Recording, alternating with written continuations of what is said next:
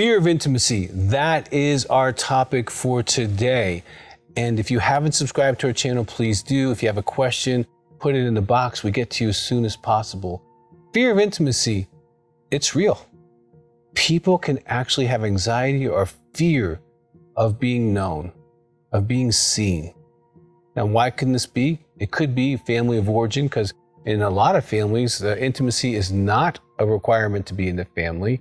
Actually, it is something that everyone kind of walks around in eggshells, and everyone functions or performs, or they maintain an image, but they don't really experience being known. And so when someone goes to know them, it creates that anxiety and that fear of intimacy, because this is unfamiliar. This is uncharted territory. I don't feel safe. It can also be that when intimacy was trying to happen, or attachment was trying to happen, it was met with critique or criticism or anger, or even being used against them in a weaponized way. So they learned not to be vulnerable as a conditioned response. And so when you try to be connecting to them and safe with them, they don't believe that you're safe, because they have trust issues because of family of origin issues or other people who've done this to them. Now, another thing that can happen is secrets. If they have secrets, pornography, sexual behaviors, secret addictions that they're, not being honest with, be it drinking or even tobacco or whatever, but they're keeping it a secret, they can keep you at a distance because of that. And the fear is to be known, because if they were known, their secret would be exposed. And they really believe, like all addicts do, that if you really knew me, you would not love me, because they really know themselves and they don't love themselves. So that could be another reason that fear of intimacy could be going on. Now, the last thing I'll explain is what we call intimacy anorexia. And this is the fear of intimacy on steroids, because it's the active withholding of spiritual, emotional, and sexual intimacy from your spouse or significant other. And this kind of fear of intimacy will show up only in marriage.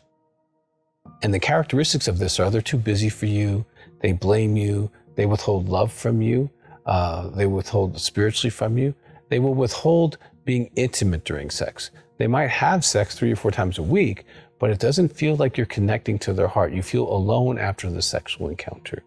They're unwilling or unable to share their real feelings with you. They use anger and silence as a way to control. They're critical of you. Sometimes they control around money, but ultimately you feel like a roommate. Now, if you have intimacy anorexia going on, I would definitely, look at our YouTubes on intimacy anorexia, or just Google the term intimacyanorexia.com, and you'll find lots of resources. Because if you feel married and alone and you're watching this, we have lots of resources for you. If you are the anorexic, we have resources for you, and even for you to help your spouse heal from the damage of this neglect.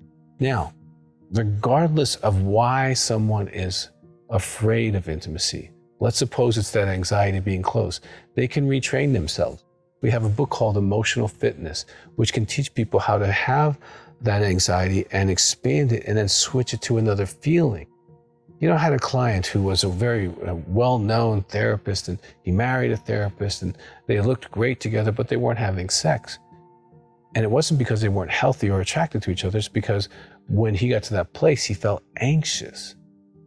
So I said, well, let's get right into the emotional fitness thing. And I showed him how to hold his feeling, expand it, and as we do in the emotional fitness book, and then switch it to confidence. Well, that very night, they started having sex because he was able to get out of that stuck feeling and switch to another feeling. That can help you if that's what's going on. If intimacy anorexia is happening, you're probably going to need to talk to one of our counselors, because that is a more of an arduous, longer recovery process, because it's almost addicted to the fear of intimacy, and it's pulling away from your spouse on a regular basis. But if you're having fear of intimacy, reach out for help. You can call the office 719-278-3708 and maybe discover what it is that is causing. If you've been raped or sexually abused and you have to deal with the trauma issues, that's legitimate. And that can definitely cause the fear of intimacy, and you had nothing to do with that. But it can set you up for that. And if you're having those kind of concerns, you can also do the neuromodulation we have in our office that helps the brain restabilize and can really help with those kind of situations so your brain doesn't react in a fearful way. We want you to have intimacy and connection. We want you to be able to have your heart open, your secrets known, your life be able to be shared with another human being in an intimate way, spiritually, emotionally, and even physically. I got a great book called Upgrade Your Sex Life to increase intimacy during sex, because some people are fine as long as it's just emotional. But when it comes to actually being sexual and intimate, that's where the skill set drops off. And Upgrade Your Sex Life can give you those skills to know each other sexually, to be able to be present, to keep your eyes open, and to look into each other and to enjoy the soul of the person you're making love to.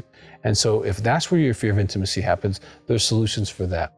So if you need help, give us a call. We want you to have the best intimate life ever, and it is possible. If you've yet to subscribe to our channel, please join those who have.